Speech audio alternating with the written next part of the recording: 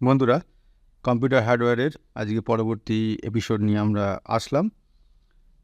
আজকে যে এপিসোডে যেগুলো করাবো, আগের চ্যাপ্টারে কিছু করিয়েছি, সেগুলোর একটা নতুন পার্ট করাবো।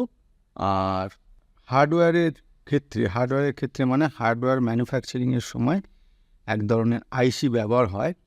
অবশ্যই সেটা লজিক গেটের ওপর ডিপেন্ড করে, যেহেতু এটা ডিজিটাল সার্কিট, সুতরাং ডিজিটাল সার্কিটে সব কিছুই লজিক গেটের ওপর ডিপেন্ড করে যে আইসি তৈরি হয়। মাল্টিপ্লেক্সার, এই মাল্টিপ্লেক্সার আইসি কীভাবে ফাংশন করে বা তার ফিচার্স কী, সেইটা এই দুটো টপিক আজকে দেখাবো।